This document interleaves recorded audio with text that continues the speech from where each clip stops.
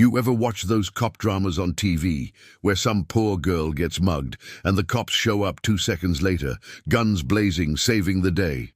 Yeah, well, welcome to the real world. Dallas, Texas, where my daughter got assaulted in broad daylight. And the police took 6 hours to show up because, and I quote, "it wasn't an active crime scene anymore." Let me back up a bit. My name's Jim Wallace. I'm 48, divorced, own a modest auto shop that barely stays afloat because everyone under 30 thinks they're too good for oil changes. My daughter Hayley just turned 19 and is the only reason I still wake up in the morning without a bottle of whiskey in my hand. She's studying psychology at the community college nearby, because apparently trauma is the new career path. Now Hayley's a good kid, straight A student, vegan, unfortunately, and smarter than me by a long shot. I didn't even finish high school. She takes the bus every day since her dad's been too broke to buy her a car. But I kept telling her, "Dallas ain't as cute as you think, sweetheart. Keep your pepper spray in your hand, not in your purse." Did she listen? Of course not. The call came on a Thursday afternoon. I remember because I was under a '98 Chevy Silverado, trying to convince a rusted bolt to let go of its earthly attachments, when my phone started vibrating like it owed someone money. It was Hayley, but she wasn't talking. She was sobbing, no, gasping, hyperventilating. I thought she'd been in a car crash. My stomach dropped straight into my work boots. Through the gasps and choked words I caught, "Dad, he had a knife. Took my bag. I can't breathe." That was it. I rolled out from under that truck like the damn thing was on fire and jumped into my old Dodge Ram. I must have run 4 red lights and scared the hell out of 3 school crossing guards, but I made it to the bus stop in 5 minutes flat. She was crouched on the sidewalk, clutching her arms like they were about to fall off. I hadn't seen her look that small since she was 5. Hayley's face was pale, and her eyes darted around like the guy was still watching. She had blood on her lip where she'd bitten it, and her favorite hoodie, my old Texas Rangers one, was torn at the sleeve. Her backpack was gone. I asked her where the guy went, what he looked like. She couldn't answer. Too shaken. Now, if this were a movie, this would be the part where the cops show up and say things like, "We'll get him, sir," and I'd pretend to believe them. But like I said, this ain't Hollywood. I called 911. They put me on hold. You read that right, on hold.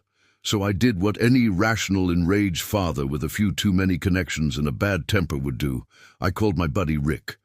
Rick's been a Dallas PD cop for 27 years, which means he's cynical, has a potbelly, and knows exactly how many bodies you can fit in the trunk of a Crown Vic. "Rick," I growled into the phone, still holding Hayley against my chest. "Some piece of garbage just pulled a knife on my daughter. Took her bag. She's shaken like a leaf, man. She can't even talk right." Rick didn't say anything for a second, then he let out a low whistle. "Where?" I gave him the intersection. "I'm on my way." That's what real friends do. They don't ask for incident numbers. They grab their gun, slam a Red Bull, and hit the gas. When Rick got there, he didn't come alone. Brought 2 other cops, Charlie and Mendez, guys I'd played poker with more times than I. Good count. They'd all been to my place for beer and ribs. They'd all known Hayley since she was a baby. Rick looked down at her like he'd just seen a murder. "Jesus Christ, Jim. She looks wrecked." "She is." Rick turned to Mendez. "You got the street cam access?" Mendez nodded and pulled out his phone. "Already looking. The city installed new cameras on the light poles last month.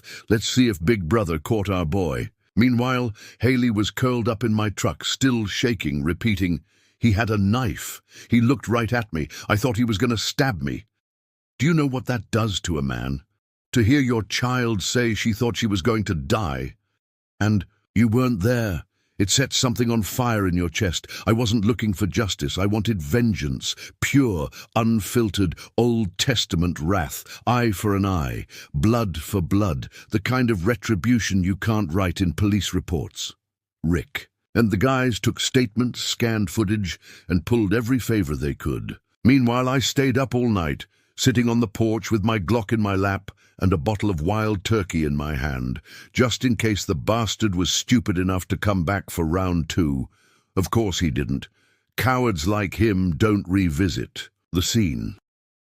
The next day, I called Hayley's college and told them she wouldn't be coming back for a while. She couldn't even take the trash out without flinching at shadows. The panic attacks hit like trucks, fast and out of nowhere. One time, I opened a soda can too loud, and she nearly threw herself behind the couch. I didn't recognize my daughter anymore. That's when I made a decision, a stupid, dangerous, probably illegal decision. I wasn't going to wait for the justice system to do its slow, sloppy job. I was going to find him. Me and Rick and whoever else wanted to help. You don't touch a Wallace and walk away. We started with the footage. Rick's buddy at the surveillance center pulled clips from every angle of the intersection. Sure enough, there he was, black hoodie, red shoes, baseball cap, tattoos on his hands, maybe early 30s. He approached her, flashed the blade, grabbed the bag, and bolted. Gone in 60 seconds. Rick paused the footage. This look familiar?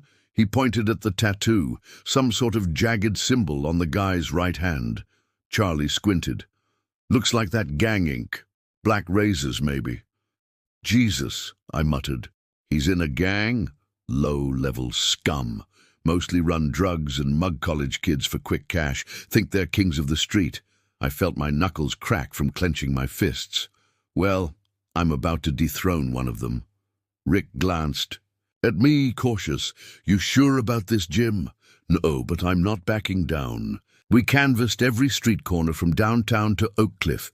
We showed the video to store clerks, pawn shop owners, barbers, anyone who looked like they'd dealt with the underworld before breakfast. One guy recognized the shoes, said a guy named Cruz hung around the alley behind a bodega on 8th Street. Sounded like a lead. Meanwhile, Hayley wasn't getting better. The therapist I found said she had textbook panic disorder, needed medication, therapy, and time. What she really needed was to know that the man who did this to her was in a ditch somewhere begging for a priest. I couldn't give her peace until I found him. That's when we saw him. Rick and I were parked near the bodega, sipping gas station coffee and arguing about whether the cowboys were cursed, when I saw the bastard, red shoes, black hoodie, same swagger, like he owned the damn sidewalk. Rick, I said slowly, putting down my coffee. That's him. Rick didn't even blink. Get your phone out, we follow. And we did, through the alleys, around 2 blocks, into a dingy building that looked like it hadn't seen a health inspector since Reagan was president. We waited, watched, took notes. His name was Cruz, all right. Real name, Deshaun Cruz Martinez. 3 priors, 1 for assault, 1 for armed robbery, and the most recent one, battery. He was a pro at picking targets, too weak to fight back. Well, he just picked wrong. Let me just get this out of the way. I'm not a violent man by default. I don't go around looking for fights or chasing adrenaline. I fix engines, grill steaks, and yell at my football team through the TV like any self-respecting Texan. But when someone sticks a knife in my daughter's face and leaves her with panic attacks that turn her into a ghost in her own skin, well, suddenly violence doesn't seem so unreasonable. So yeah, after Rick and I followed Cruz to his little rat-hole apartment, I went home and started planning. Rick kept repeating the same thing like a broken record. Let the system work, Jim. But the system had all the speed of a DMV line on Christmas Eve and all the bite of a vegan pit bull. Hayley, meanwhile, had stopped sleeping entirely. I'd hear her pacing at 2 a.m., whispering numbers to herself. Her therapist said it was grounding technique. I called it psychological warfare on a father's soul. By day 3, I was done being patient. Rick, I said, pulling into his driveway with a 6-pack and a file folder full of internet printouts, if you're not going to help me bust this bastard's face in, at least help me scare him. Rick stared at the 6-pack. Are you bribing me with Coors Light? It's cold, he sighed. Get in. We sat in his garage like 2 teenagers hiding from their mums, only we were both grown-ass men in our 40s with crow's feet. and cholesterol medication. I spread out the papers, mugshots, gang affiliations, addresses, maps, police reports. Rick scanned them like a professor grading a term paper. Where'd you get this? Internet, forums, Reddit. Hayley's generation might be traumatized, but they sure know how to dox a guy. Rick rubbed his temple. You know this could get both of us fired or worse.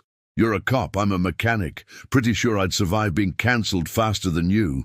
He didn't laugh, but he didn't throw the file away either.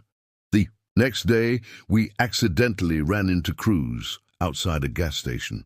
Rick was in uniform. I was in my civilian disguise, a flannel shirt, worn jeans, and rage barely contained under a cowboy hat. Rick stopped him like it was casual. Hey, Cruz, got a second? Cruz blinked like a deer in headlights. Do I know you? Not yet, but I got a couple of questions. Rick didn't accuse him, just poked around. Small talk with a hidden blade. Asked if he'd been in the area last Thursday.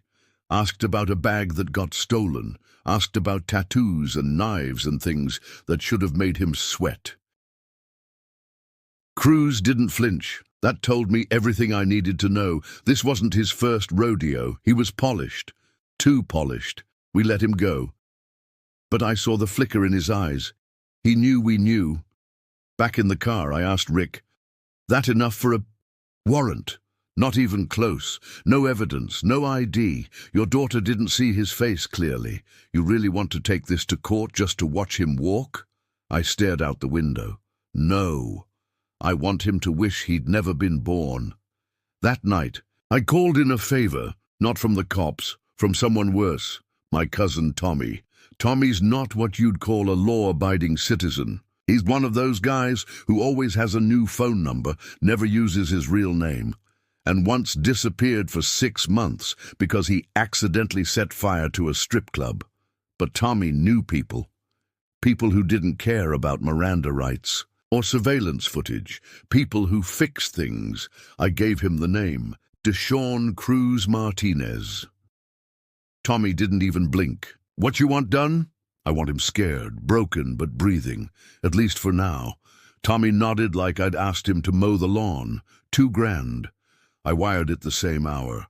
3 nights later, Cruz was found in a dumpster behind a Chinese. Buffett with 2 broken ribs and 1 hell of a shiner. He told the cops he fell down the stairs. Of course he did. That's what they all say. Rick called me with a voice full of suspicion.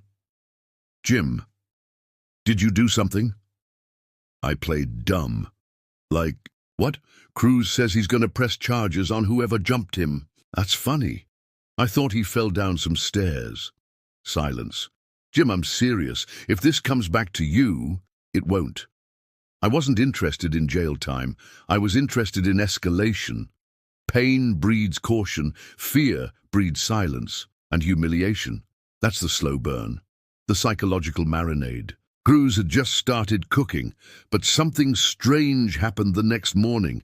Hayley smiled. It was faint, small, fragile, but it was there. She came into the kitchen in her pajamas, sat down and said, I dreamed he tripped and hit his face on a wall. I didn't correct her. Instead, I handed her pancakes and said, good, maybe next time he'll trip into traffic. Over the next week, Rick kept tabs. Cruz stopped showing up in known gang spots. Word on the street was he'd been warned by some unknown party. The Black Razors thought it was a rival gang. No one suspected a middle-aged white mechanic and his PTSD-riddled kid. I was about to let it end there. But then Hayley had a breakdown in the grocery store. Someone bumped her with a cart, just a nudge, barely noticeable. And she collapsed in the produce aisle, sobbing uncontrollably, clutching her ribs and screaming, "Don't touch me!" It took me 40 minutes to calm her down. 2 strangers filmed the whole thing for TikTok. One of them actually said, wow, some girls are so dramatic. That was the moment I stopped thinking of Cruz as a man and started thinking of him as a disease. You don't negotiate with disease, you excise it. Tommy called again. I got something, he said, like a dog wagging its tail with a dead squirrel in its mouth. What? Cruz is running packages again. Small drops, pills, probably. Black Razors are low on manpower since their lieutenant got deported. So I followed him. He's got a drop planned tomorrow night, empty parking lot. He'll be alone. Real exposed. My hand clenched the phone. Where? Tommy gave me the address. It was only 15 minutes from my shop. You want him handled? No, I said slowly. I want him ruined. I didn't sleep that night. Instead, I cleaned my Glock with the kind of precision I usually save for rebuilding carburetors. Loaded it, unloaded it, loaded it again. Not because I planned to shoot him, but because sometimes the presence of a loaded gun in your waistband does more talking than your mouth ever could. I didn't tell Rick. Some lines you don't ask your friends to cross. I got to the parking lot before Cruz did. It was empty, as promised. Concrete wasteland behind an abandoned Toys R Us. I parked in the shadows, engine off, window cracked. When he showed up, he was alone. Just a backpack slung over one shoulder and that same cocky walk, like he was the king of his own rotten little kingdom. I waited until he was mid-text, probably checking in with his buyer. Then I stepped out. He didn't see me until I was 10 feet away. And even then, he smiled. Well, if it ain't Daddy of the Year, I didn't respond. He stepped closer, slow, amused. You stalking me now? That's cute. But you really think you're scaring me with that flannel shirt and $50 haircut? Still didn't speak. I pulled the Glock and pointed it at his chest. The smile vanished. Oh, he said quietly. Okay, so we're doing this now. No, I said finally. We're doing that. He looked down. I nodded toward his backpack. Drop it. He hesitated. Now. He dropped it. Kick it over. He obeyed. I picked it up, unzipped it. Pills, hundreds, maybe thousands, a pharmacy worth of little white lies. Looks like intent to distribute, I muttered. So what? He spat. You gonna shoot me? Leave me here for the rats? I smiled. Tempting. But no. See, you've already hurt someone I care about. I don't need to add a murder rap to the mix. I just need to ruin your life. I pulled out my phone and hit send. 3 blocks away, Rick received a video feed of the entire drop. Audio, too, courtesy of a little pin camera Tommy gave. And me, state-of-the-art black market tech. Within 5 minutes, Rick would have warrants. Within 10, backup Cruz's face went white. You set me up? No, I said. You set yourself up. I just watched you do it. Why? He barked. Voice cracking. She's fine now, ain't she? What the hell do you want from me? I want my daughter to walk through a grocery store without having a breakdown because of a piece of filth like you. I want her to laugh again without needing 2 pills and a therapy session. I want you off the streets so no other girl has to end up in a corner shaking like she's dying. That's what I want. He looked like he wanted to run, but he didn't. He just sat down on the curb, defeated. You think prison's gonna fix her? He mumbled. No, I said, but it's gonna fix you. Sirens howled in the distance. I holstered the gun. By the time the cops rolled up, Cruz was already face down on the concrete, hands behind his head. Rick got out of the cruiser, glanced at me and didn't say a word, just nodded once. Later that night, Hayley asked why I seemed so calm. I told her we caught the guy. She blinked. Really? Really? She stared at me for a long time. Did you hurt him? I looked her in the eyes. No, but I made sure he won't hurt anyone else. She nodded. Then she said something I'll never forget. Can we go to the movies tomorrow? It was the first normal thing she'd said in weeks. Did you kill him? That's what Hayley asked me after I told her we caught Cruz. Just like that. Her voice was flat, steady, like she was asking if I had remembered to take the trash out. I looked at her. She wasn't crying. She wasn't trembling. She looked eerily calm. It was the kind of calm that only comes after you've cried so much your tear ducts are bankrupt. The kind of calm that only comes after you've been violated, ignored, and finally believed. No, I said. I didn't kill him. She held my gaze. But you thought about it. I didn't respond right away. Then I told the truth. Every day. She gave a faint nod. Good. And just like that, she got up, microwaved some leftover spaghetti, and sat down to eat it while watching reruns of Gilmore Girls. I stood there like someone who just survived an emotional car crash. Because the truth is, something about her reaction unsettled me more than anything Cruz had ever done. She had been soft once, sweet, sensitive. But trauma has a funny way of cooking people from the inside out. My daughter hadn't just been hurt, she had been reforged. Cruz's arrest made the local news, but only barely. No mention of the attack on Hayley. No mention of the terror he had caused. Just local gang member caught with intent to distribute. They ran his mugshot, his rap sheet, and ended the segment with a cheerful anchor saying, "More updates as they come in." They never came. Rick told me later the case got picked up by the feds. Turns out Cruz had connections deeper than just street-level drug deals. There was a federal investigation into the black razors. Cruz was the low-hanging fruit they needed to flip someone higher up, which meant he was being offered a deal. He might never serve a full sentence. He might walk in 5 years, maybe 3 with good behavior. That's when I snapped. Not in the way people do in crime dramas, not with guns blazing or Molotov cocktails, no. I snapped in the quiet way that people do when they realize the game is rigged, and they were fools for ever thinking otherwise. So, I did what any good father with unresolved rage issues and a modest savings account would do. I followed the money. Remember Tommy, my cousin with questionable morals and a Rolodex full of criminals? Well, Tommy introduced me to Bo. Bo wore cowboy boots and a bolo tie. He had teeth so white they made me squint, and he worked in private intelligence, the kind that didn't. Ask many questions as long as your credit card cleared. What's the goal? He asked over whiskey in a smoke-filled bar. I want to destroy him, I said. Bo tilted his head. Define destroy.